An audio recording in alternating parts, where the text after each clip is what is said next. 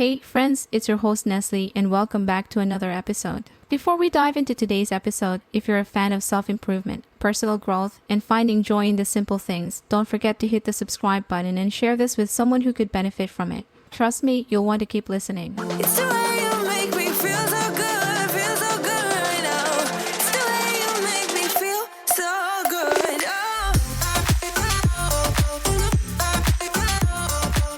Now, let's get real for a minute. Have you ever found yourself buried under a heap of stress? I mean, that overwhelming feeling of being suffocated by work, personal commitments, the news, or just life in general. Your soul aches for a break, but the world keeps demanding more and more from you. Yeah, I've been there too, and so has Sarah, a friend of mine. She's a mom, a partner, a full-time employee, and just like many of you, she was on the brink of burnout. But she found solace in something so simple, so therapeutic, that it almost seemed too good to be true: gardening. So today, friends, let's journey into the world of gardening and uncover how this simple act of connecting with nature can be a remedy for our complex, often chaotic lives. Grab a cup of tea and let's dig in. Welcome to Self-Care and Hustle Podcast, where your journey to becoming your best version begins. If you're ready to live your best life and find your inner peace, you've come to the right place, giving you insights on all life tips and purpose-driven actions to move you from where you are now to where you want to go. You can do this. This is me,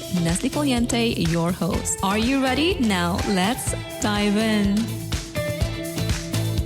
You see, gardening is not just about planting seeds or growing flowers. It's a way of life. Research by Soga, Gaston, and Yamura in 2017 found that engaging with green spaces can improve mental well-being and reduce stress, anxiety, and depression. Think about the last time you got your hands dirty planting something in the soil. Didn't it feel good? It's more than just a feeling. Here's why. Connection with nature. When we're gardening, we're reconnecting with nature. It's primal, grounding, and humbling. You can't help but feel a part of something bigger. Physical exercise is not just about sitting and planting. Gardening gets you moving. You're digging, pulling, bending, and that's a workout in disguise. Creative expression, from choosing plants and designing layouts to mixing colors, gardening is an art. It allows you to express yourself in ways words often fail to capture. Learning and growth, every plant teaches patience, care, and persistence. It's a slow dance with nature that can be very rewarding. But let's pause here for a second and reflect on why this is so vital today. You and I, we're part of a fast-paced world. We are constantly connected, always reachable, and forever busy. It's like we're trapped in this never-ending loop, isn't it? Stress and burnout. According to the American Psychological Association, stress levels are at an all-time high, and burnout is becoming a public health crisis. Disconnection from nature, urban living has taken us away from green spaces. We're surrounded by concrete jungles, and that's taking a toll on our mental health. Lack of personal time. When do we actually stop and smell the roses? There's always something that needs doing, and personal time is a rare luxury. So what's the solution? Friends, it might be right in your backyard.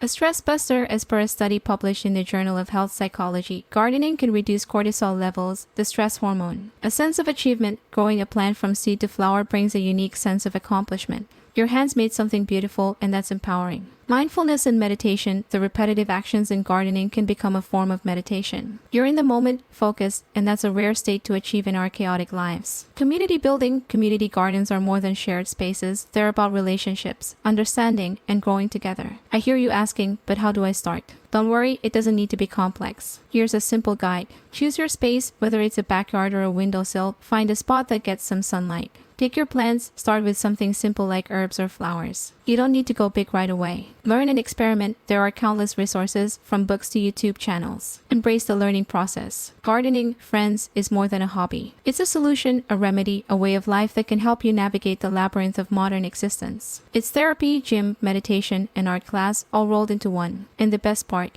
it's right there waiting for you to dive in. I hope this episode has planted a seed of curiosity in you. Don't let it just be another thought, act on it. Start small, but start. And as you nurture those plants, you might just find that you're nurturing yourself too. If you've enjoyed this journey through the garden path of self-care, please subscribe, share it with friends and family, and leave a review. And remember, we're all growing one leaf at a time. Until next time, keep blooming. I was worried you blow my reputation,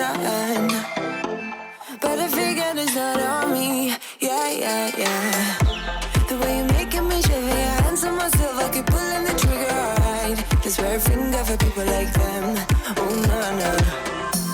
Well, darling, on my mind, I'm feeling so fly up in the zone now.